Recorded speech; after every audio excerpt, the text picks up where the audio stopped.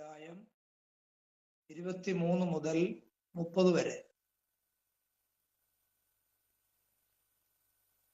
37 അധ്യായം 10 മുതൽ 16 വരെ.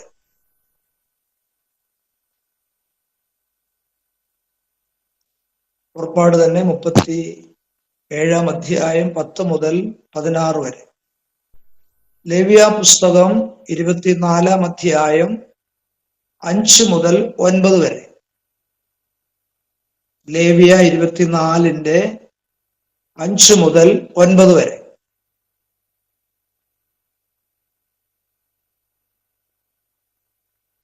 സംഖ്യാപുസ്തകം 4 7 8 വാക്യങ്ങൾ. സംഖ്യാപുസ്തകം 4 അധ്യായം 7 8 വാക്യങ്ങൾ. ഈ പറയപ്പെട്ട വേദഭാഗങ്ങളിലാണ് കാഴ്ചയപ്പത്തിന്റെ മേശയെ സംബന്ധിച്ചുള്ളതായ ബാഹ്യ വിവരണം രേഖപ്പെടുത്തിയിരിക്കുന്നത്. അതായത് 2 മുഴം നീളവും 1 മുഴം വീതിയും 1.5 മുഴം ഉയരവുമുള്ള ഖദിരമരം കൊണ്ട് ഉണ്ടാക്കിയതായി പൊന്നു പൊതിഞ്ഞിരിക്കുന്ന ഒരു ഉപകരണമാണ് ഈ കാഴ്ചയപ്പത്തിന്റെ മേശ. 2 മുഴം നീളം, 1 മുഴം വീതി, 1.5 മുഴം ഉയരം. എന്തുകൊണ്ടാണ് ഉണ്ടാക്കിയേ? ഖദിരമരം കൊണ്ടുണ്ടാക്കി. അത് പൊന്നു പൊതിഞ്ഞിരിക്കുകയാണ്. അതാണ് ഈ ഉപകരണത്തിന്റെ പൊതു കാര്യം. അടുത്തതായിട്ട് ഈ മേശയുടെ മറ്റൊരു പ്രത്യേകത, മേശയുടെ 4 വശങ്ങളിലും സ്വർണം കൊണ്ടുണ്ടാക്കി 4 വിരൽ വീതിയിൽ ഒരു ചട്ടമുണ്ടായിരുന്നു. ചട്ടം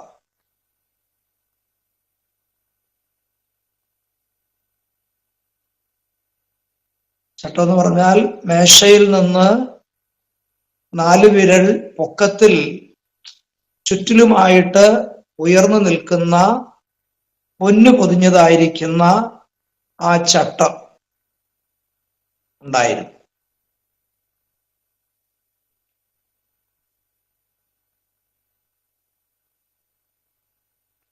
ഇനി ഇതിന്റെ അടുത്ത മറ്റൊരു വിഷയം,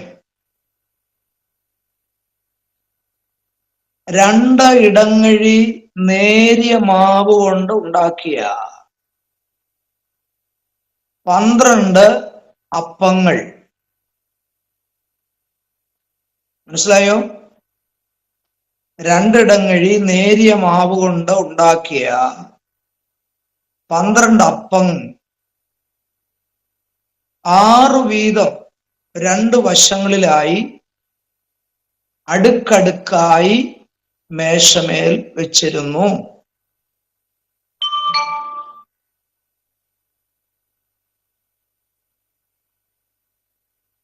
അപ്പൊ ഒരപ്പത്തിന്റെ വെയിറ്റ് എത്ര? 2 ഇടങ്ങഴിയാ കേട്ടോ, 2 ഇടങ്ങഴി. എന്തുകൊണ്ടാണ്? നേരിയ മാവ് കൊണ്ട്. നേരിയ മാവ്. എത്ര മൊത്തം അപ്പം? 12. അപ്പം ഒരു വശത്ത് 6, മറ്റേ വശത്ത് 6. അങ്ങനെ 2 വശങ്ങളിലായിട്ടാണ് ഈ 12 അപ്പങ്ങൾ 6 വീതം അടുക്കി വെച്ചിരുന്നത്. ഈ ഇടങ്ങഴി എന്നൊക്കെ പറഞ്ഞാൽ പഴയ കണക്കാ. ഞാൻ കഴിഞ്ഞ ആഴ്ചയിൽ ഞാൻ ശുശ്രൂഷിക്കുന്ന സഭയിൽ ഒരിടങ്ങഴി എത്ര കിലോ വരും എന്ന് ചോദിച്ചപ്പോൾ പ്രായമുള്ള ഒരു അമ്മച്ചി പറഞ്ഞു, ഏതാണ്ട് 1 കിലോ. പണ്ടത്തെ 4 നാഴി, അതാണ് ഒരിടങ്ങഴി. ഇങ്ങനെ ഒരു കണക്ക് എന്നോട് പറഞ്ഞു കേട്ടോ. എനിക്ക് കറക്റ്റ് അറിയത്തില്ല. അപ്പൊ ഒരു അപ്പത്തിന്റെ വെയിറ്റ് ഏതാണ്ട് 1 കിലോയാ. 1 കിലോയാ. നമ്മൾ സാധാരണ ഉണ്ടാക്കുന്ന ദോശയുടെ രീതി ഒന്നും ചിന്തിച്ചേക്കരുത് കേട്ടോ. ഒരൊറ്റ കിലോയാണ് ഒരപ്പത്തിന്റെ വെയിറ്റ്. അപ്പൊ അങ്ങനെ 12 അപ്പമാണെങ്കിലോ രണ്ടിടങ്ങഴിയാണ് ഒരപ്പം. ഒരിടങ്ങഴിയല്ല, രണ്ടിടങ്ങഴി. അപ്പൊ 2 കിലോ വരും ഒരപ്പത്തിന്റെ വെയിറ്റ്. ഞാൻ നേരത്തെ പറഞ്ഞത് തെറ്റിപ്പോയി. അപ്പൊ ഒരപ്പത്തിന്റെ വെയിറ്റ് 2 ഇടങ്ങഴിയാണെങ്കിൽ ഏകദേശം 2 കിലോ വരും ഒരപ്പത്തിന്റെ വെയിറ്റ്. അപ്പം 12 അപ്പമാണെങ്കിൽ മൊത്തം എത്ര കിലോ വരും? 24 കിലോ. അപ്പൊ അങ്ങനെ 6 വീതം, ഒരു സൈഡിൽ 6 മറ്റേ വശത്ത് 6, അങ്ങനെ 12 അപ്പം അടുക്കി അടുക്കി ഓരോ വശങ്ങളിൽ 6 വീതം വെച്ചിരിക്കുകയാണ്. ഓരോ ആഴ്ചയിലും ശബത്ത് ദിവസത്തിൽ എന്ത് ചെയ്യുമെന്നറിയാമോ? ഈ അപ്പം അവിടെ നിന്ന് എടുക്കും. എന്നിട്ട് പുതിയ അപ്പം അതേ സ്ഥാനത്ത് കൊണ്ട് വെക്കും. ഈ എടുത്ത അപ്പം എന്ത് ചെയ്യും? പുരോഹിതന്മാരാണ് അത് ഭക്ഷിക്കേണ്ടത്. അതാണ് ഈ അപ്പത്തെ സംബന്ധിച്ചുള്ളതായിരിക്കുന്ന വിവരങ്ങൾ. ഇനി മേശയോടുള്ള ബന്ധത്തിൽ ചിന്തിച്ചാൽ, മേശയുടെ 2 വശങ്ങളിൽ യാഗപീഠത്തിന് ഉണ്ടായിരുന്നത് പോലെ ഈ 2 വളയങ്ങൾ ഓരോ വശത്ത് പിടിപ്പിച്ച് കതിരമരം കൊണ്ടുണ്ടാക്കിയ പൊന്നു പൊതിഞ്ഞ തണ്ടുകൾ അതിലൂടെ ചെലുത്തിയിരുന്നു. എന്തിനാ വളയങ്ങൾ പിടിപ്പിച്ച് അതിനകത്ത് തണ്ട് ചെലുത്തിയിരുന്നത്? പാളയം മറ്റൊരു സ്ഥലത്തേക്ക് മാറ്റി അടിക്കുമ്പോൾ, അഥവാ കൂടാരം മാറ്റി അടിക്കുമ്പോൾ, യാത്ര ചെയ്യുന്ന സമയത്ത് മേശ ചുമക്കുന്ന ലേവിയർ മുൻപോട്ട് വന്ന് 2 സൈഡുകളിൽ നിന്ന് തോളിന്മേലാണ് ഈ മേശ വഹിച്ചുകൊണ്ട് പോയിരുന്നത്. അതിന്റെ സൗകര്യത്തിന് വേണ്ടിയാണ് 2 വശങ്ങളിലും ഈ 2 വളയങ്ങൾ ചെലുത്തി പൊന്നു പൊതിഞ്ഞതായിരിക്കുന്ന കതിരമരം കൊണ്ടുള്ള തണ്ടുകൾ വളയത്തിൽ കൂടെ ചെലുത്തിയിരുന്നു.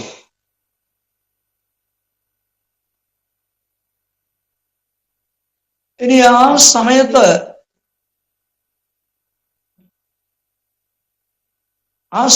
എന്ത് ചെയ്യുമായിരുന്നു അറിയാമോ?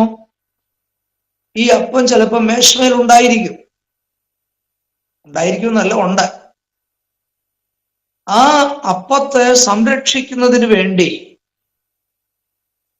നീല നിറമുള്ളതായ ശീല കൊണ്ട് അതിൽ പൊതിയും.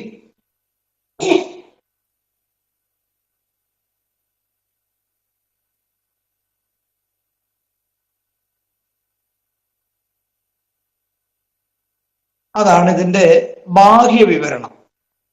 കാഴ്ചയപ്പത്തിന്റെ മേശയെ കുറിച്ചുള്ളതായിരിക്കുന്ന ബാഹ്യ വിവരണം അതാണ്. ഇനി നിങ്ങൾ ഈ പറയപ്പെട്ട നേരത്തെ പറയപ്പെട്ടതായിരിക്കുന്ന വേദഭാഗങ്ങൾ ഈ മേശയെ സംബന്ധിച്ചുള്ളതായ ആത്മീയ പാഠങ്ങളാണ് ചിന്തിക്കേണ്ടത്. മേശയെ സംബന്ധിക്കുന്ന ആത്മീയ പാഠങ്ങൾ, അതാണ് ഇനി നമ്മൾ ചിന്തിക്കാൻ പോകുന്നത്.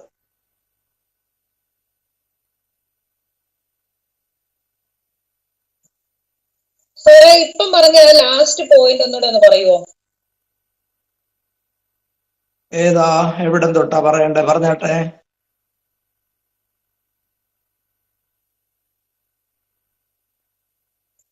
അതായത് ഈ മേശയുടെ 2 വശങ്ങൾ വളയങ്ങൾ പിടിപ്പിക്കും എന്ന് പറഞ്ഞില്ലേ? ക്ലിയർ ആയില്ലല്ലോ, ഒന്നുകൂടെ പറഞ്ഞേ. ഈ മേശയുടെ 2 വശങ്ങളിലായിട്ട് വളയം പിടിപ്പിക്കും എന്ന് പറഞ്ഞില്ലേ?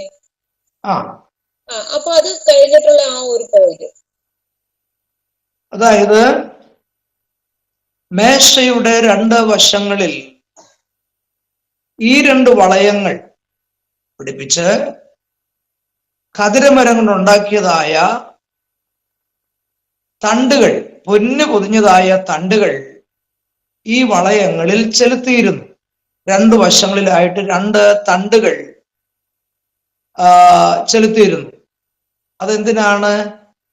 ഒരു സ്ഥലത്ത് നിന്ന് ഇസ്രായേൽ ജനം കൂടാരം മാറ്റി മറ്റു പോകുന്നതിന് വേണ്ടി യാത്ര ചെയ്യുന്ന അവസരത്തിൽ മേശ ചുമക്കേണ്ടതായിരിക്കുന്ന ലേവ്യർ മുൻപോട്ട് വന്നിട്ട് എന്ത് ചെയ്യും?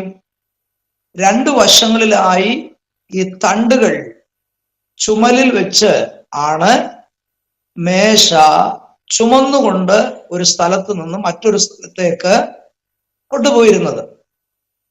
മനസ്സിലായോ? ഓക്കെ. പിന്നെ ഞാൻ പറഞ്ഞത്, ഇങ്ങനെ ചുമന്നുകൊണ്ട് പോകുന്നതായിരിക്കുന്ന അവസരങ്ങളിൽ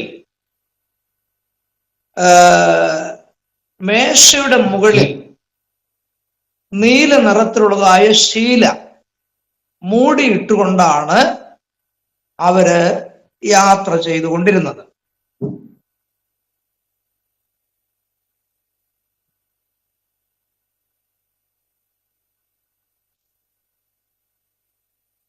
ഇത്രയും കാര്യങ്ങൾ നിങ്ങൾ ഗ്രഹിച്ചു എന്ന് ഞാൻ കരുതുകയാണ്. ഇനി മേശയെ സംബന്ധിക്കുന്ന ആത്മീയ പാഠങ്ങളാണ് നാം പഠിക്കാനായിട്ട് പോകുന്നത്. മേശയെ സംബന്ധിക്കുന്ന ആത്മീയ പാഠങ്ങൾ അതെന്തൊക്കെയാണെന്ന് പറയാം. 1, ഈ മേശയും അപ്പവും യേശുക്രിസ്തുവിനെയാണ് സൂചിപ്പിക്കുന്നത്. ഈ മേശയും അപ്പവും യേശുക്രിസ്തുവിനെയാണ് സൂചിപ്പിക്കുന്നത്.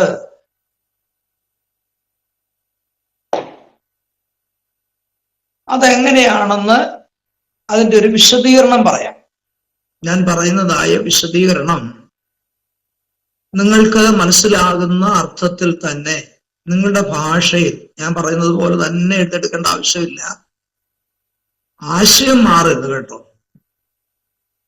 നിങ്ങളുടെ ഭാഷയിൽ അത് വ്യക്തമായിട്ട് നിങ്ങൾ റഫ് നോട്ട് എഴുതിക്കൊള്ളണം. മേശയും അപ്പവും ആരെ കുറിക്കുന്നു? യേശുക്രിസ്തുവിനെയാണ് സൂചിപ്പിക്കുന്നത്. അതെങ്ങനെയാണെന്ന് പറയാൻ പോവുകയാണ്. ഈ മേശ എന്തുകൊണ്ട് ഉണ്ടാക്കിയെന്ന് ആദ്യം പറഞ്ഞല്ലോ. ഖദിരമരം കൊണ്ട് ഉണ്ടാക്കി. മേശ എന്ത് ചെയ്തിരിക്കുകയാണ്? പൊന്ന് പൊതിഞ്ഞിരിക്കുകയാണ്. അങ്ങനെയാണെങ്കിൽ ഇവിടെ ഖദിരമരം യേശുവിലുള്ള മനുഷ്യത്വത്തെയും മേശ പൊതിഞ്ഞിരിക്കുന്ന പൊന്ന് യേശുവിലുള്ള ദൈവത്വത്തെയുമാണ് സൂചിപ്പിക്കുന്നത്. ഖദിരമരം യേശുവിലുള്ള മനുഷ്യത്വത്തെയും പൊതിഞ്ഞിരിക്കുന്ന പൊന്ന് യേശുവിലുള്ള ദൈവത്വത്തെയുമാണ് സൂചിപ്പിക്കുന്നത്. അപ്പോ ഈ മേശ യേശുവിനെയാണ് സൂചിപ്പിക്കുന്നതെന്ന് പറഞ്ഞതിന്റെ അർത്ഥം അതാണ്. ഇനി മേശമേൽ വെച്ചിരിക്കുന്ന അപ്പം ജീവന്റെ അപ്പമായ ക്രിസ്തുവിനെയാണ് സൂചിപ്പിക്കുന്നത്. യോഹന്നാന്റെ സുവിശേഷം 6-ാം അധ്യായം 51-ാം വാക്യം. യോഹന്നാൻ 6:51. മേശമേൽ വെച്ചിരിക്കുന്ന അപ്പം ആരെയാണ് കുറിക്കുന്നത്? യേശുവിനെ. സ്വർഗത്തിൽ നിന്ന് ഇറങ്ങി വന്നതായ ജീവനുള്ള അപ്പമാണ് യേശു. അപ്പോൾ ഓർത്തുകൊള്ളുക, ഈ മേശയും അപ്പവും യേശു ക്രിസ്തുവിനെ സൂചിപ്പിക്കുന്നു.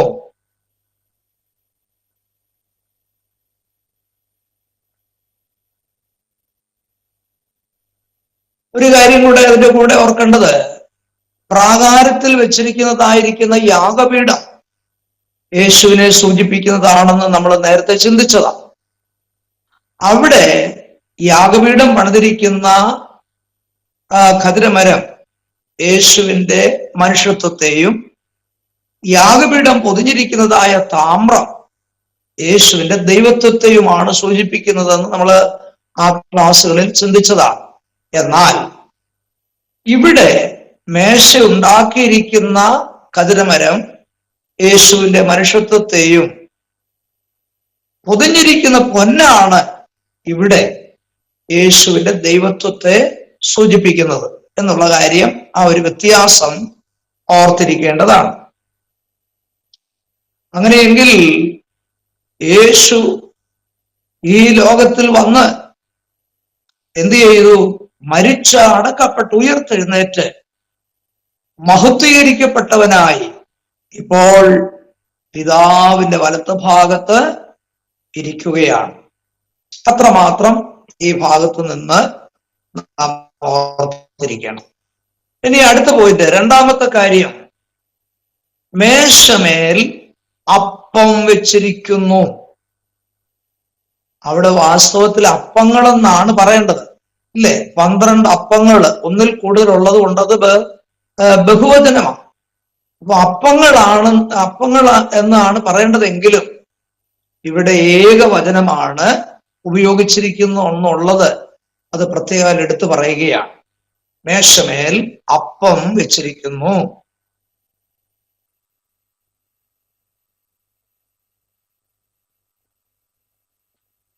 അങ്ങനെ ഏകവചനം ഉപയോഗിച്ചിരിക്കുന്നതിനാൽ അപ്പങ്ങൾ എന്ന് പറയാതെ അപ്പം എന്ന് ഉപയോഗിച്ചിരിക്കുന്നതിനാൽ വീണ്ടും അത് ഓർപ്പിക്കുന്നത് അത് യേശു ക്രിസ്തുവിനെ തന്നെയാകുന്നു എന്നതാണ്.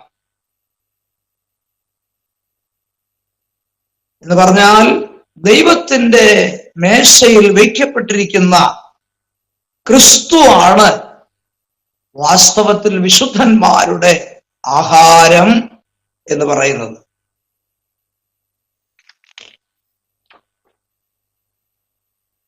അതിന്റെ കൂടെ മറ്റൊരു കാര്യം കൂടെ ഓർത്തിരിക്കണം കേട്ടോ. ഈ 12 അപ്പം അത് ഇസ്രായേൽ ഗോത്രത്തെ, 12 ഗോത്രങ്ങളെയും സൂചിപ്പിക്കുന്നുണ്ട്.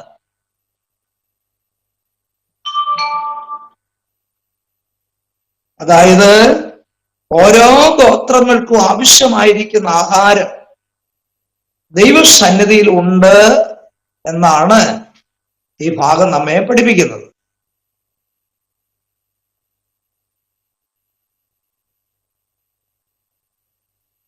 ഒന്നാമതായിട്ട് നമുക്ക് പഠിക്കാനുള്ള കാര്യം,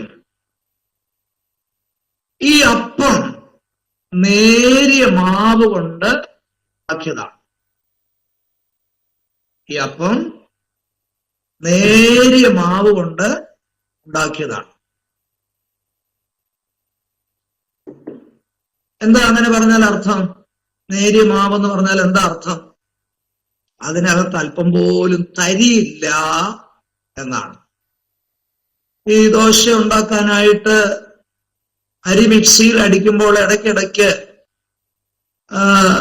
അതിങ്ങനെ നമ്മള് തൊട്ടുനോക്കാറില്ലേ? എന്താ അതിന്റെ കാരണം? ഇതിനകത്ത് തരി പോയോ എന്നറിയാൻ വേണ്ടിയാ.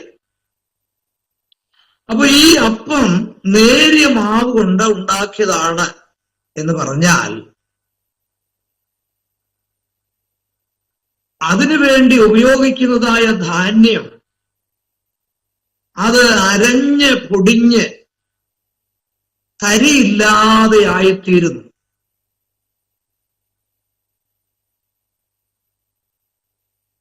അതിൽ നിന്നൊരു വ്യാഖ്യാനം പറയാനായിട്ടുള്ളത് എന്താണെന്നറിയാമോ? ഈ ലോകത്തിൽ ജനിച്ചു വളർന്ന ജീവിച്ച സകല മനുഷ്യരെ നാം ശ്രദ്ധിച്ചാൽ ഒന്നല്ലെങ്കിൽ മറ്റൊരു നിലയിൽ അവരുടെ ജീവിതത്തിൽ അവരുടെ നേരിയ അനുഭവത്തെ കെടുത്തിക്കളയുന്ന ജഡീക സ്വഭാവങ്ങളായ തരികൾ ഉണ്ടായിരിക്കും. ഓരോരുത്തരിലും കാണും. ഒരാളിൽ ഉള്ളതായിരിക്കത്തില്ല മറ്റൊരാളിൽ.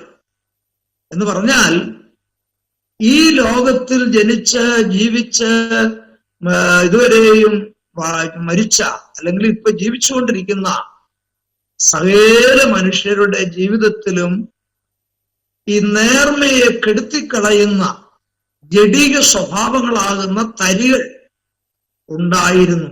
എന്നാൽ യേശു ക്രിസ്തുവിന്റെ ജീവിതം നാം എടുത്തു പഠിച്ചാൽ ഈ തരികളായിരിക്കുന്ന സ്വഭാവങ്ങൾ, ജഡികമായ സ്വഭാവങ്ങൾ ഒന്നും തന്നെ ആരിലുണ്ടായിരുന്നില്ല?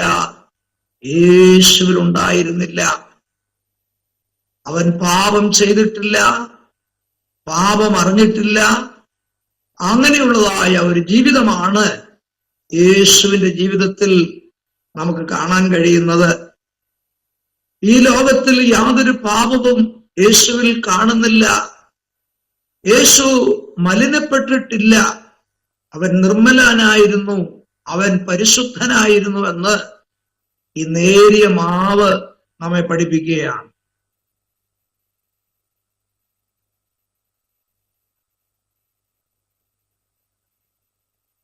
ഓർക്കണം, ആ ഗോതമ്പ് മണിയാകുന്ന കർത്താവ് നിലത്തു വീണ്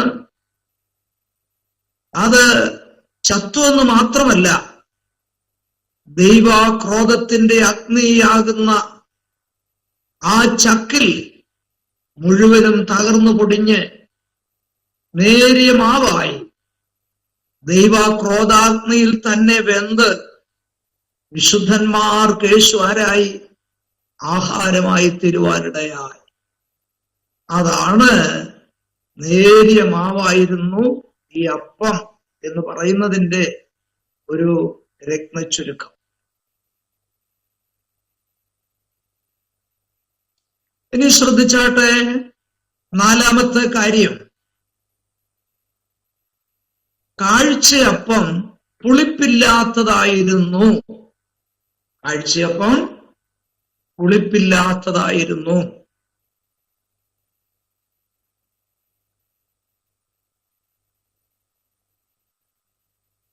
ദൈവം ഇസ്രായേലിന് നിയമം കൊടുക്കുമ്പോൾ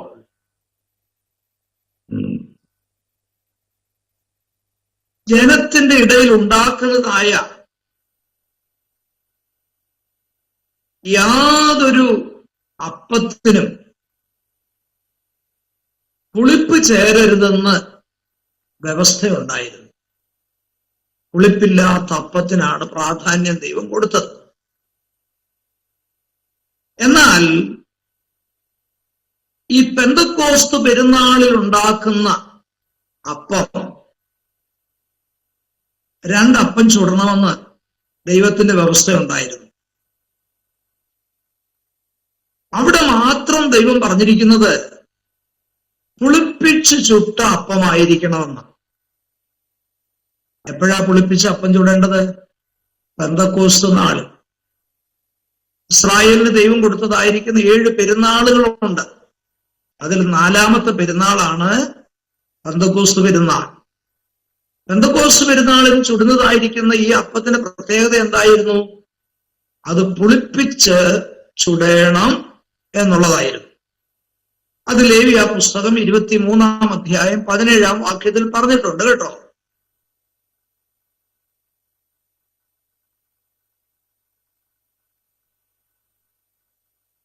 അവിടെ പറയുന്നതിന് ഒരു അർത്ഥമുണ്ട്. ഒരപ്പം, രണ്ടപ്പമാണ് ചുടേണ്ടത് പുളിപ്പിച്ചത്. അതിൽ ഒരപ്പം യഹൂദനെയും മറ്റേ അപ്പം യഹൂദനല്ലാത്ത പുറജാതിയെയുമാണ് സൂചിപ്പിക്കുന്നത്. എന്നാൽ അങ്ങനെ ആ പെന്തക്കോസ്ത് നാളിൽ അങ്ങനെ രണ്ടപ്പം പുളിപ്പിച്ച് ചുടണമെന്ന് പറഞ്ഞാൽ അതിന്റെ ആത്മീയ അർത്ഥം പാപത്തിന്റെ അശുദ്ധി അല്ലെങ്കിൽ പുളിപ്പ് യഹൂദനിലും പുറജാതിയിലും ഉണ്ടായിരുന്നത് നിമിത്തം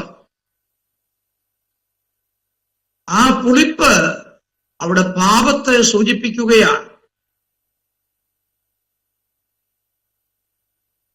എന്നാൽ യേശുക്രിസ്തുവിലൂടെ ആ പാപം മാറ്റിക്കളഞ്ഞ് പെന്തക്കോസ്ത് നാളിൽ ഒരു മനസ്സോടെ കാത്തിരുന്ന് പ്രാർത്ഥിച്ച തന്റെ ജനത്തിന്റെ മേൽ പുതിയ നിയമ സഭ ആരംഭിച്ച സമയത്ത് ദൈവം എന്ത് ചെയ്തെന്നറിയാമോ? പരിശുദ്ധാത്മാവിനാൽ വിശുദ്ധീകരിച്ച് അവന് ദൈവത്തിന് പ്രസാദകരമായി അവർ അംഗീകരിക്കപ്പെടുവാനായിട്ടിടയായി. അതാണ് അതുകൊണ്ടാണ് പെന്തക്കോസ്ത് നാളിൽ ചുടുന്നതായിരിക്കുന്ന രണ്ടപ്പം ഒളിപ്പിച്ച് ചുടണമെന്നും ആ കാര്യങ്ങൾ ദൈവം അരുളി ചെയ്യാനായിട്ടിടയായത്. അല്ലാതെയുള്ള ഒരു സമയത്തും എന്ത് ചെയ്യാൻ പാടില്ല, അപ്പം ഒളിപ്പിച്ച് ചുടുവാൻ പാടില്ല എന്നായിരുന്നു ദൈവത്തിന്റെ വ്യവസ്ഥ.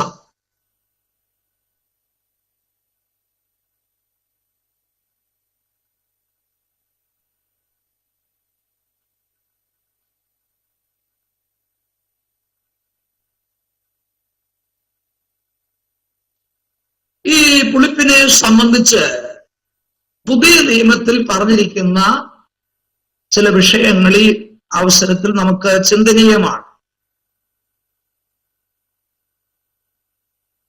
ഞാൻ പറയുന്ന വാക്യങ്ങൾ എടുത്തൊന്ന് വായിക്കാമോ പ്ലീസ്? 1 കൊരിന്ത്യർ ലേഖനം 5-ാം അധ്യായം 5-6 വാക്യങ്ങൾ ഒരാൾ വായിക്കണം. അതിനുശേഷം ഗലാത്യ ലേഖനം 5-ാം അധ്യായം 9-ാം വാക്യവും വായിച്ചാട്ടെ. 1 കൊരിന്ത്യർ 5-ന്റെ 5-6 ഗലാത്യർ 5-ന്റെ 9. ആത്മാവ് കർത്താവായ യേശുവിന്റെ നാളിൽ രക്ഷിക്കപ്പെടേണ്ടത് ജനസംഹാരത്തിനായി സാത്താനെ ഏൽപ്പിക്കണമെന്ന് വിധിച്ചിരിക്കുന്നു. നിങ്ങളുടെ പ്രശംസ നന്നല്ല, അസാരം പുളിമാവ് പിണ്ടത്തെ മുഴുവൻ പൊളിപ്പിക്കുന്നു എന്ന് അറിയുന്നല്ലോ. മതി മതി. അടുത്ത വാക്യം ഗലാത്യർ 5-ന്റെ 9.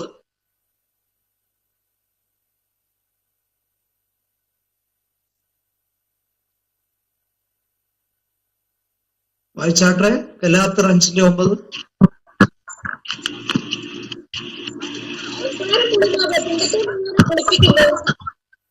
മതി മതി. Thank you. ഇവിടെ 2 വാക്യങ്ങൾ ഒരുപോലെ പൗലോസ് എഴുതിയിരിക്കുകയാണ്. 1 കൊരിന്ത്യർ ലേഖനം 5-ാം അധ്യായത്തിന്റെ 5-6 വാക്യങ്ങൾ വായിച്ചപ്പോൾ അവിടെ കണ്ടു, അസാരം പുളിമാവ് പിണ്ടത്തെ മുഴുവനും പുളിപ്പിക്കുന്നു. ഗലാത്യ ലേഖനം 5-ന്റെ 9-ാം വാക്യം വായിച്ചപ്പോൾ അവിടെ കണ്ടു, അസാരം പുളിമാവ് പിണ്ടത്തെ മുഴുവനും പുളിപ്പിക്കുന്നു. അപ്പൊ അങ്ങനാണെങ്കിൽ ഇവിടെ 2 വിഷയങ്ങളാണ് പൗലോസ് കൊരിന്ത്യ സഭയ്ക്കും ഗലാത്യ സഭയ്ക്കും എഴുതി അറിയിക്കുന്നത്. കൊരിന്ത്യ സഭയോടുള്ള ബന്ധത്തിൽ അവിടെ അശുദ്ധ ജീവിതം ചെയ്യുന്ന പലരുണ്ടായിരുന്നു. ജീവിതം ശ്രദ്ധിക്കാത്ത പലരുണ്ടായിരുന്നു. ജീവിതത്തിന് അവർ പ്രാധാന്യം കൊടുത്തില്ല. ഒരു കൃപാവരത്തിനും കുറവില്ലാത്ത സഭയാണ് കൊരിന്ത്യ സഭ എന്നൊക്കെ പറയുന്നുണ്ടെങ്കിലും ചില വിശ്വാസികൾ രഹസ്യ ജീവിതത്തിൽ പരാജയപ്പെട്ടവരായിരുന്നു. എന്ന് പറഞ്ഞാൽ ദുർനടപ്പ് പോലും അവിടെ ഉണ്ടായിരുന്നുവെന്നാണ് പറയുന്നത്. അപ്പൊ അവിടെ കൊരിന്ത്യ സഭയ്ക്ക് പൗലോസ് എഴുതുമ്പോൾ പറയുകയാണ്, അസാരം പുളിമാവ് പിണ്ടത്തെ മുഴുവനും പുളിപ്പിക്കുന്നു. ഞാൻ ചോദിക്കട്ടെ, ദോശയ്ക്കെങ്ങാനും മാവ് കലക്കി വെച്ചിട്ട് അത് പുളിക്കാനായിട്ട് അത്രേ അളവിൽ ഈസ്റ്റ് ഇടുന്ന ആരെങ്കിലും ഉണ്ടോ?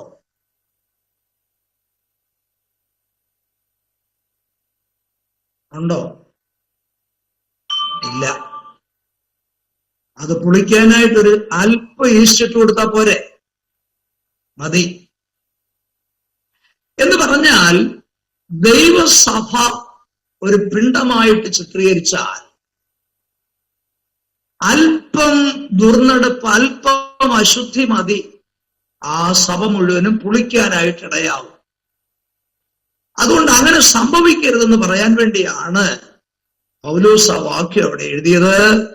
അസാരം പുളിമാവ് പിണ്ടത്തെ മുഴുവനും പുളിപ്പിക്കുന്നു. അവിടുത്തെ പുളിപ്പ് എന്ന് പറഞ്ഞാൽ അതിന്റെ അർത്ഥം ജീവിതത്തിന്റെ അശുദ്ധിയാണ് അവിടുത്തെ പുളിപ്പ്. ഇനി ഗലാത്യ ലേഖനം 5-ാം അധ്യായം 9-ാം വാക്യത്തിലും നമ്മൾ വായിച്ചു, അസാരം പുളിമാവ് പിണ്ടത്തെ മുഴുവനും പുളിപ്പിക്കുന്നു. എന്നാൽ അവിടെ പറയുന്ന വിഷയം വേറെ. എന്തായിരുന്നു അവിടുത്തെ വിഷയം? സഭയിൽ ദുരുപദേശങ്ങൾ പ്രചരിക്കപ്പെടുവാനായിട്ടിടയായി. ദുരുപദേശം കടന്നു വന്ന് സഭയ്ക്കകത്ത്. അപ്പം ദുരുപദേശം സഭയിൽ കടന്നു വന്നാൽ ആ സഭ മുഴുവനും അത് വ്യാപിച്ച് അത് പൊളിച്ചു പോകും, അല്ലെങ്കിൽ സഭ അന്യാധീനപ്പെടുമെന്നുള്ളതായ അർത്ഥത്തിലാണ് ഗലാത്യ ലേഖനത്തിൽ അത് എഴുതാൻ കാരണം. അപ്പൊ അവിടെ പറയുന്ന പുളിപ്പ് എന്താണെന്നറിയാമോ? അശുദ്ധ ഉപദേശമാണ്, അല്ലെങ്കിൽ ദുരുപദേശമാണ്. കൊരിന്ത് ലേഖനത്തിൽ പറഞ്ഞ പുളിപ്പ് എന്താണ്? അശുദ്ധ ജീവിതം. ഗലാത്യ ലേഖനത്തിൽ പറഞ്ഞ പുളിപ്പ് എന്താണ്? അശുദ്ധ ഉപദേശം. ഈ രണ്ട് കാര്യങ്ങൾ ദൈവസഭയോടുള്ള ബന്ധത്തിൽ വിശ്വാസികളും ശുശ്രൂഷകന്മാരും വളരെ ശ്രദ്ധിക്കേണ്ട കാര്യമാണ്. അശുദ്ധ ജീവിതത്തോട് ദൈവസഭ എതിർത്ത് നിൽക്കേണ്ടത് പോലെ തന്നെ അശുദ്ധ ഉപദേശത്തോടും ദൈവസഭ എതിർത്ത് നിൽക്കണം. ഈ കാലഘട്ടങ്ങളിൽ വന്ന് ദുരുപദേശങ്ങൾ വർദ്ധിച്ചുകൊണ്ടിരിക്കുന്ന ഒരു കാലഘട്ടത്തിലാണ് നമ്മൾ എത്തിച്ചേർന്നിരിക്കുന്നത്. എന്നാൽ സഭ അങ്ങനെ ദുരുപദേശത്താൽ നഷ്ടപ്പെടാതിരിക്കാൻ വേണ്ടിയാണ് ഇങ്ങനെ ബൈബിൾ ക്ലാസ്സുകളും ബൈബിൾ പഠനവും ഒക്കെ നമുക്ക് ഇന്ന് വളരെ അത്യാവശ്യമായിരിക്കുന്നത്. പ്രധാനമായും എനിക്കൊരു കാര്യം ഇത്തരണത്തിൽ ഓർപ്പിക്കാനുള്ളത്, നമ്മുടെ തലമുറകൾക്ക് ഈ ഉപദേശം നമ്മൾ കൈമാറണം, അല്ലെങ്കിൽ അവരും തെറ്റിപ്പോകുവാനായിട്ട് വഴിയുണ്ട് എന്ന് പ്രത്യേകം ഓർത്തിരിക്കേണ്ട കാര്യമാണ്. ഇനി ലൂക്കോസ് വിശേഷം എന്നെടുത്താട്ട്, ലൂക്കോസ് വിശേഷം 12-ാം അധ്യായത്തിന്റെ 2-ാം വാക്യം ഒന്ന് വായിച്ചേ. ലൂക്കോസ് 12:2.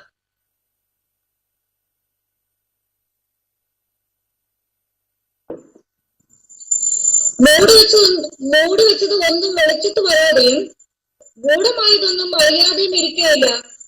ആകയാൽ നിങ്ങൾ ഇരുട്ടത്ത് പറഞ്ഞതല്ല വെളിച്ചത്തിൽ കേട്ടും അറകളിൽ വെച്ച് ചെവിയിൽ മന്ത്രിച്ചത് പുറമുകളിൽ ഘോഷിക്കും.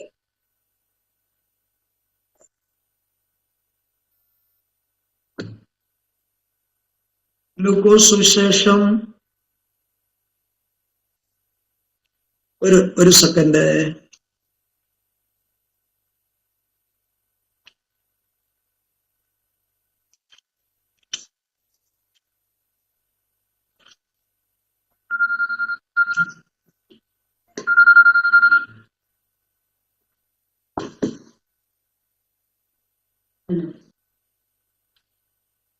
പന്ത്രണ്ടിന്റെ 1-ാം വാക്യം വായിച്ചാട്ടെ. അതിന്റെ പുരുഷാരം നമ്മൾ ചവിട്ടുവാൻ തക്കവണ്ണം 1000 തിങ്ങിക്കൂടിയപ്പോൾ അവൻ ആദ്യം ശിഷ്യന്മാരോട് പറഞ്ഞു തുടങ്ങിയത്, പരീശന്മാരുടെ പുളിച്ച മാവായ കപടഭക്തി സൂക്ഷിച്ചുകൊള്ളുവിൻ. ഇവിടെയും കർത്താവ് നേരിട്ട് പറഞ്ഞത് പരീശന്മാരുടെ പുളിച്ച മാവ് ആകുന്ന കപടഭക്തി സൂക്ഷിക്കണം. അപ്പൊ ഇവിടെ പറയുന്നതായ പുളിപ്പ് കപടഭക്തിയെ കുറിച്ചാണ്. കപടഭക്തി. അപ്പോ പുതിയ നിയമസഭയോടുള്ള ബന്ധത്തിൽ നാം ചിന്തിച്ചാൽ ദൈവസഭയിൽ അല്പം പോലും പുളിമാവ് പാടില്ല എന്ന് പറഞ്ഞാൽ അതിന്റെ അർത്ഥം അശുദ്ധ ജീവിതം പാടില്ല, ദുരുപദേശം പാടില്ല, കപടഭക്തിയും പാടില്ല.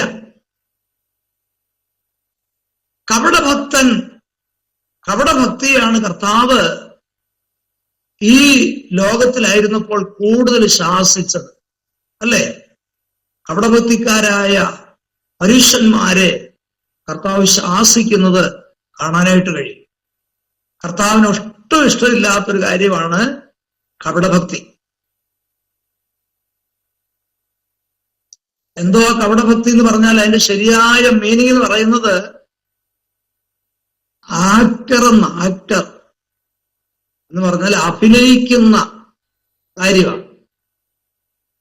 നമുക്കറിയാമല്ലോ, ഈ സീരിയലിലായാലും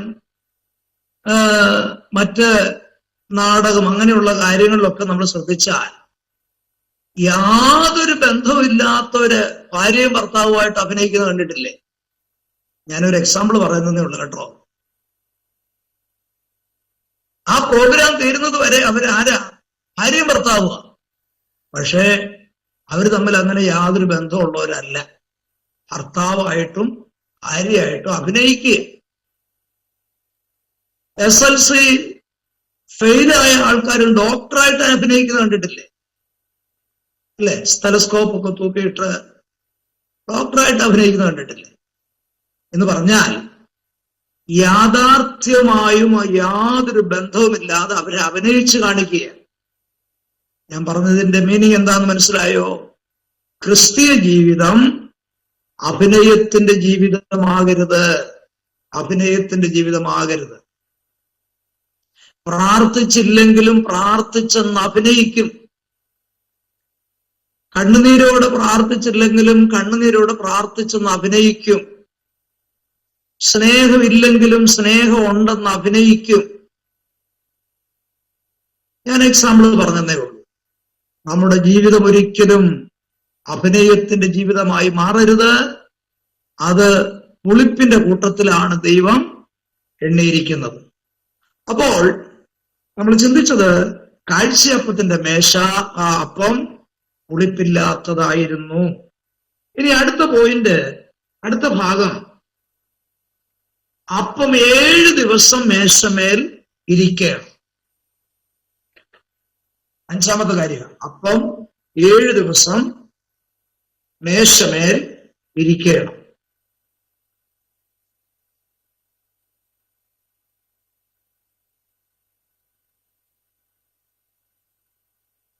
അപ്പോൾ ഒരു ശബത്ത് ദിവസത്തിൽ, ഒരു ശനിയാഴ്ച അപ്പം അവിടെ കൊണ്ടുവച്ചാൽ അടുത്ത ശനിയാഴ്ചയാണ് മേശമേലെന്നത് എന്ത് ചെയ്യേണ്ടത്? മാറ്റേണ്ടത്. അപ്പോൾ 7 ദിവസവും അപ്പം എവിടെ കാണാൻ കഴിയും? മേശമേൽ കാണാൻ കഴിയും. അങ്ങനെ പറഞ്ഞാൽ അതിന്റെ അർത്ഥം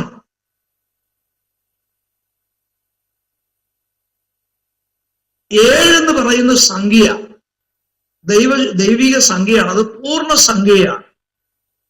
7 പറയുന്ന സംഖ്യ പൂർണ്ണ സംഖ്യയാണ്. യേശുവാകുന്ന അപ്പം നിത്യവും ദൈവജനത്തിന്റെ ആഹാരമാണ് എന്നാണ് അതിൽ നിന്ന് നമുക്ക് പഠിക്കാനുള്ള കാര്യം.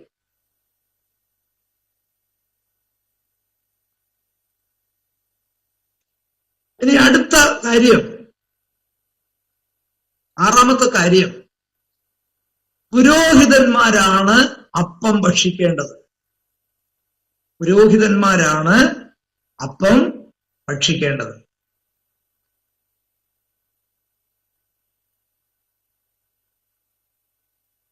പുരോഹിതന്മാരാരാണ്? അവർ ദൈവത്തിന് വേണ്ടി വേർതിരിക്കപ്പെട്ടവരാ. അങ്ങനെയാണെങ്കിൽ ഈ അപ്പത്തെ സംബന്ധിച്ച് നാം പഠിക്കുമ്പോൾ മേശമേൽ അപ്പം ഇരിക്കുന്നതായ ആ സമയം ദൈവത്തിന് അത് പ്രസാദകരമായതുപോലെ മേശമേൽ നിന്ന് എടുക്കുന്നതായ അപ്പം പുരോഹിതന്മാര് ഭക്ഷിക്കുന്നതായതുകൊണ്ട് അവർക്കും അത് പ്രസാദമാണ്. അപ്പം ദൈവത്തിനും അത് പ്രസാദമാണ്, ഭക്ഷിക്കുന്ന പുരോഹിതന്മാർക്കും അത് പ്രസാദമാണ്. ശനിയാഴ്ച തോറും പുരോഹിതന്മാർക്ക് വലിയ സന്തോഷമാകട്ടോ. എന്താ കാരണം? ഈ അപ്പം അവർക്ക് വേണ്ടി മാത്രമുള്ളതാണ്. അവർ മാത്രമാണ് അതെന്ത് ചെയ്യേണ്ടത്? ഭക്ഷിക്കേണ്ടത്.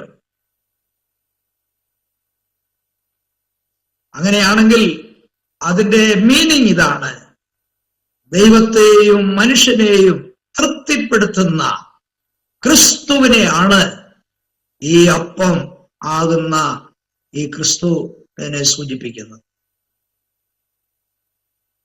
ദൈവത്തിനും മനുഷ്യനും ക്രിസ്തു ആരായിരുന്നു? പ്രസാദകരമായ, തൃപ്തിപ്പെടുത്തുന്ന ഒരു വ്യക്തിയായിരുന്നു.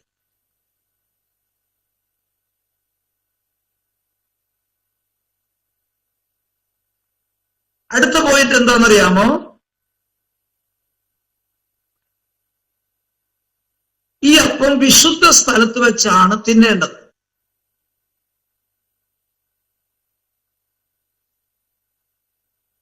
ഈ അപ്പം വിശുദ്ധ സ്ഥലത്ത് വെച്ചാണ് തിന്നേണ്ടത്. ഈ അപ്പം എടുത്തോണ്ട് വെളിയിലോട്ട് ഇറങ്ങി പോകാൻ പാടില്ല. പാളയത്തിലൊന്നും കൊണ്ടുപോയി തിന്നാൻ ഒക്കത്തില്ല.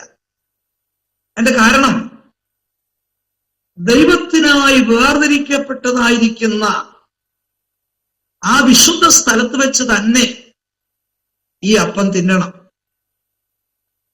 ലോകത്തിന്റെ വഴികളിലും അതുപോലെ ലോകത്തിന്റെ മോഹങ്ങളിലും അതെ പോയി ഈ അപ്പം ഭക്ഷിപ്പാനായിട്ട് വ്യവസ്ഥയില്ല. എന്ന് പറഞ്ഞാൽ ദൈവമക്കൾ ഏതവസരത്തിലും തങ്ങളുടെ വിശുദ്ധി പാലിക്കണമെന്നുള്ളതാണ്. സഭയ്ക്കകത്ത് മാത്രമല്ല, ഭവനത്തിൽ മാത്രമല്ല, ദേശത്തെല്ലാം നമ്മളെ ആക്കിയിരിക്കുന്ന ഇടങ്ങളിലൊക്കെ ദൈവമക്കൾ ആരായിട്ട് തന്നെ ജീവിക്കണം? വിശുദ്ധരായിട്ട് തന്നെ ജീവിക്കണം. അതാണ് വിശുദ്ധ സ്ഥലത്ത് വെച്ച് ഈ അപ്പം തിന്നേണം എന്ന് പറഞ്ഞതിന്റെ അർത്ഥം. ഇനി അടുത്ത കാര്യം, അപ്പം വളരെ ചെലവ് ചെയ്ത് ഉണ്ടാക്കിയതാണ്. അപ്പം വളരെ ചെലവ് ചെയ്ത് ഉണ്ടാക്കിയതാണ്. നമ്മൾ മുമ്പേ അതിന്റെ കണക്കൊക്കെ ഒന്ന് ചിന്തിച്ചല്ലോ. മൊത്തം എത്ര ഇടങ്ങഴിയാ? 24 ഇടങ്ങഴിയാ. അങ്ങനെയാണെങ്കിൽ ഈ അപ്പത്തിന് വളരെ ചെലവുണ്ട്, വളരെ പ്രയത്നമുണ്ട് കേട്ടോ. വയലിൽ നിൽക്കുന്നതായിരിക്കുന്ന ഗോതമ്പ് മണികൾ ഈ അപ്പമായിട്ട് തീരണമെങ്കിൽ എത്ര പ്രയത്നം അതിൻ്റെ ഇടയ്ക്കുണ്ടല്ലേ.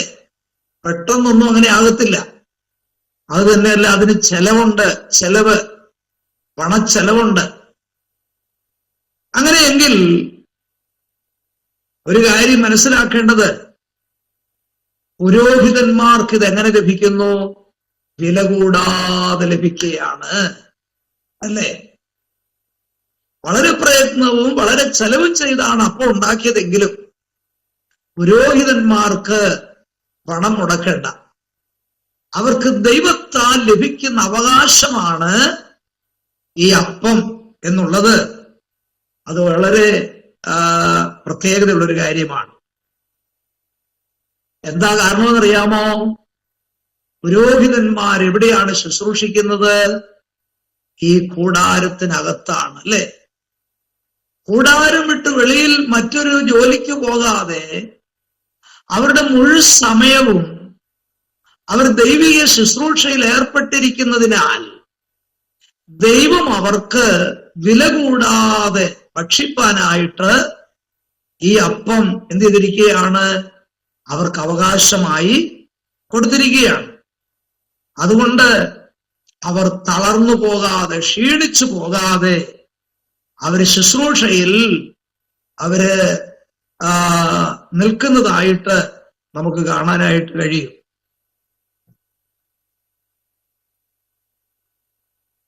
അങ്ങനെയെങ്കിൽ പുതിയ നിയമ ശുശ്രൂഷകന്മാർക്കും വില കൂടാതെ അനുഭവിപ്പാനായിട്ട് ക്രിസ്തുവിനെ ദൈവം നൽകിയിരിക്കുന്നതിനാൽ അവരുടെ ജീവിതത്തിൽ തളർന്നു പോകേണ്ട, സൗജന്യമായിട്ട് അനുഭവിപ്പാൻ ക്രിസ്തു എന്ന അപ്പത്തെയാണ് പുതിയ നിയമ ശുശ്രൂഷകന്മാർക്കും ദൈവം നൽകിയിരിക്കുന്നത്. എത്ര ഭാഗ്യകരമായ കാര്യമാണെന്നുള്ള കാര്യം നാം മറക്കരുത്. പുതിയ നിയമ വെളിച്ചത്തോടുള്ള ബന്ധത്തിൽ നമ്മളെല്ലാവരും ആരാണ്? പുരോഹിത വർഗമാണ്, രാജകീയ പുരോഹിത വർഗം, അല്ലെ? നിങ്ങളോ അന്ധകാരത്തിൽ നിന്ന് എന്റെ അത്ഭുത പ്രകാശത്തിലേക്ക് വിളിച്ചവന്റെ സൽഗുണങ്ങളെ ഘോഷിപ്പാൻ തക്കവണ്ണം തെരഞ്ഞെടുക്കപ്പെട്ട ഒരു ജാതിയും രാജകീയ പുരോഹിത വർഗവുമായി തീർന്നിരിക്കുകയാണ്. നമ്മളെല്ലാവരും പുരോഹിത വർഗമായിരിക്കയാൽ ക്രിസ്തുവിനെ സൗജന്യമായി നമുക്ക് ലഭിച്ചിരിക്കുന്നതിനാൽ തളർന്നു പോകാതെ, ക്ഷീണിച്ചു പോകാതെ, ക്രിസ്തുവിൽ കൂടെയുള്ള അനുഗ്രഹങ്ങൾ പ്രാപിച്ചുകൊണ്ട് ക്രിസ്ത്യ ജീവിതം ചെയ്യുവാനായിട്ട് ദൈവം നമ്മെ വിളിച്ച് വേർതിരിച്ചിരിക്കുകയാണ്.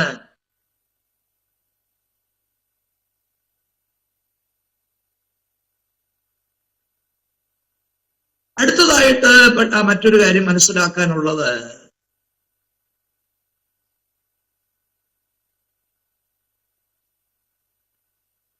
മേശയ്ക്ക് തണ്ടുകളും വളയങ്ങളും ഉണ്ടായിരുന്നു. ഞാൻ അതിന്റെ ആവശ്യം എന്താണെന്ന് പ്രാരംഭത്തിൽ പറഞ്ഞല്ലോ. ഒരു സ്ഥലത്തു നിന്നും മറ്റൊരു സ്ഥലത്തേക്ക് ഇസ്രായേൽ മക്കൾ കൂടാരം മാറ്റി അടിക്കുമ്പോൾ സമാഗമന കൂടാരത്തിലുള്ള ഉപകരണങ്ങൾ ചുമന്നുകൊണ്ട് പോകുന്ന കൂട്ടത്തിൽ മേശയും ചുമന്നുകൊണ്ട് പോകേണ്ടതിന്റെ ആവശ്യത്തിന് വേണ്ടിയാണ് മേശയുടെ രണ്ടു വശങ്ങളിലും ഈ രണ്ട് വളയങ്ങൾ ചെലുത്തി അതിനകത്ത് തണ്ടുകൾ ചെലുത്തിയിരുന്നത്.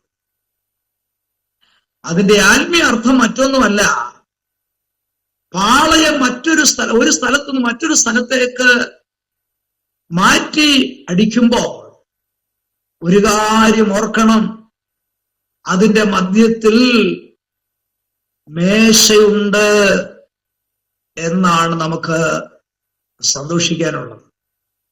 എന്താ അതിന്റെ കാരണം? മേശ ആരെ കുറിക്കുന്നതാണ്? ക്രിസ്തുവിനെ. അപ്പം ആരെ കുറിക്കുന്നതാണ്? ക്രിസ്തുവിനെ. അങ്ങനെയെങ്കിൽ നമുക്ക് ധൈര്യപ്പെടുവാനും ആശ്വസിക്കുവാനുമുള്ള കാര്യം എന്താണെന്നറിയാമോ? നമ്മുടെ ജീവിതയാത്രയിൽ, ഈ മരുഭൂമി യാത്രയിൽ നമ്മോടൊപ്പം ആരുണ്ട്? നമ്മെ വിളിച്ചു വേർതിരിച്ച നമ്മുടെ കർത്താവ് നമ്മുടെ മധ്യത്തിലുണ്ട് എന്നാണ് നമുക്ക് ആശ്വസിക്കുവാനായിട്ടുള്ളത്. കർത്താവ് പറഞ്ഞല്ലോ, ലോകാവസാനത്തോളം എല്ലാ നാളും ഞാൻ നിങ്ങളോട് കൂടെ ഉണ്ട്.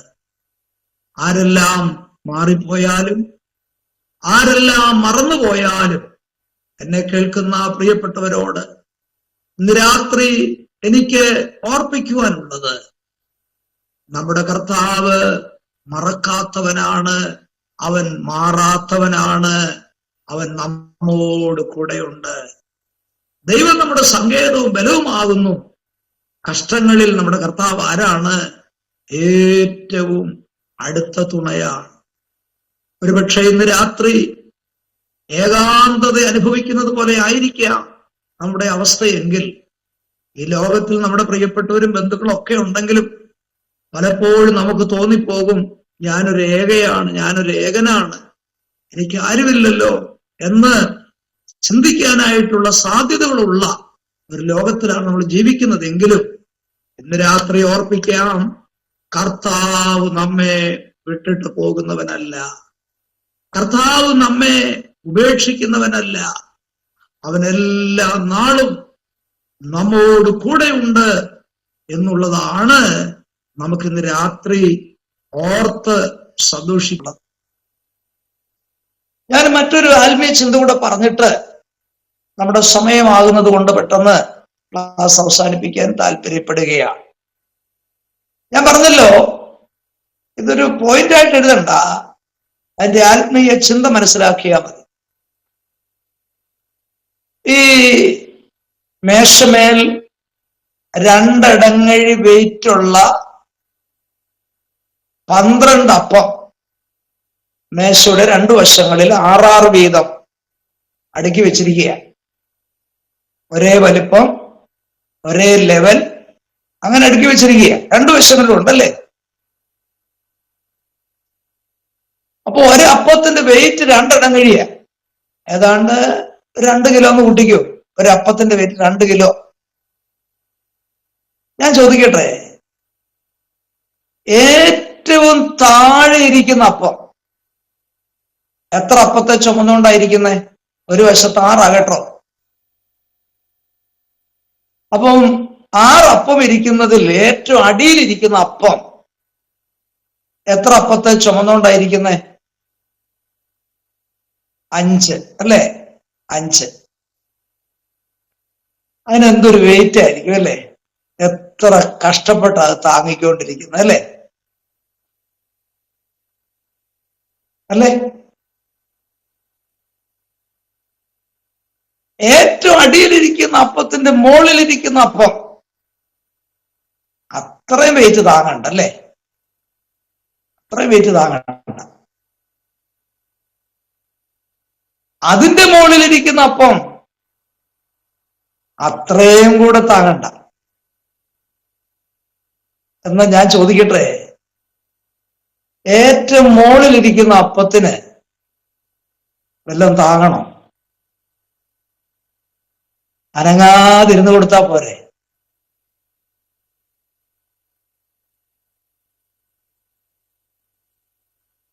അടുത്തതായിട്ട് പഠിക്കാൻ പോകുന്നത് അപ്പം വിശ്വാസികളെ കുറിക്കുന്നു എന്നുള്ളൊരു ചിന്തയാണ് കേട്ടോ, അടുത്ത ക്ലാസ്.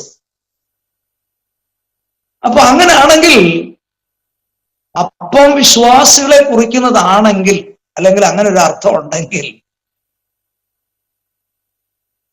ഒരുപാട് ഉത്തരവാദിത്തങ്ങളും ഭാരങ്ങളും വഹിക്കേണ്ട അപ്പം ഉണ്ട് കേട്ടോ.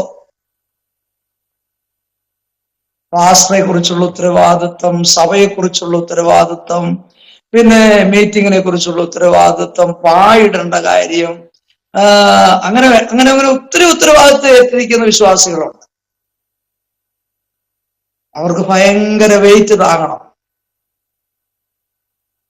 അങ്ങനെയുള്ള വിശ്വാസികളുണ്ട് കേട്ടോ. പക്ഷേ അത്രയും വെയിറ്റ് താങ്ങേണ്ടി വന്നാലും അവർക്ക് ഒരു കാര്യം എടുത്തു പറയാനൊരുണ്ട്. എന്താണെന്നറിയാമോ? തങ്കമേശയായിട്ട് മുട്ടിയായിരിക്കുന്നത്. പറഞ്ഞു മനസ്സിലായോ? ഏറ്റവും അടിയിലിരിക്കുന്ന അപ്പമാണ് ഈ മേശയായിട്ട് ടച്ച് ചെയ്തിരിക്കുന്നത്. അതാണ് ഏറ്റവും അടിയിലിരിക്കുന്ന അപ്പത്തിന്റെ വിശേഷത. അപ്പൊ ഒരുപാട് ഭാരങ്ങൾ എനിക്കുണ്ടല്ലോ, ഉത്തരവാദിത്വം ഉണ്ടല്ലോ എന്നോർത്ത് ആരും വിഷമിക്കണ്ട. ക്രിസ്തുവായിട്ട് നിനക്ക് ഒരു നല്ല ബന്ധമുണ്ട്. അത് ഒരു ആശ്വാസത്തിന്റെ വകയാ കേട്ടോ. മറ്റ് അപ്പങ്ങൾക്കൊന്നും ഇല്ലാത്ത ഒരു ബന്ധമാണ് ക്രിസ്തുവായിട്ട് ഏറ്റവും അടിയിലിരിക്കുന്ന അപ്പത്തിനുള്ളത്. ഇത് ദൈവസഭയിലുള്ളതായിരിക്കുന്ന വിശ്വാസികളുടെ ഉത്തരവാദിത്വത്തെയും അവർ വഹിക്കുന്ന ദൗത്യങ്ങളെയുമാണ് കാണിക്കുന്നത്. പൗലോസ് തന്നെ പറഞ്ഞു, തമ്മിൽ എന്ത് ചെയ്യണം? ഭാരങ്ങൾ ചുമക്കുന്നവരാകണം. എന്നാൽ എനിക്ക് ആ മേളിലിരിക്കുന്ന അപ്പത്തെ കുറിച്ച് ഒരു വാക്കൂടെ പറയാനുള്ളത്. യാതൊരു ഉത്തരവാദിത്വവും ഇല്ല. വന്നോണം, ഇരുന്നോണം, കണ്ടോണം, പൊക്കോണം. യാതൊരു ഉത്തരവാദിത്വമില്ല. എപ്പോ വേണമെങ്കിലും വരാം, എപ്പോ വേണമെങ്കിലും പോകാം. ആരും ഒന്നും ചോദിക്കത്തില്ല. അപ്പം ഇത് പറയുമ്പോ തന്നെ നമ്മൾ ചിന്തിക്കണം, ഞാൻ എവിടെ ഇരിക്കുന്ന അപ്പമാണെന്ന് ഇവിടെ ചിന്തിച്ചോണം കേട്ടോ. എന്റെ സഭയോടുള്ള ബന്ധത്തിൽ ഞാൻ എത്രാമതിരിക്കുന്ന അപ്പമാണെന്ന് നമ്മൾ തന്നെ ചിന്തിച്ച് കണ്ടുപിടിച്ചാൽ മതി. അതുകൊണ്ട് നമ്മെ ഭരമേൽപ്പിച്ചിരിക്കുന്ന ദൗത്യം അത് ശ്രേഷ്ഠം.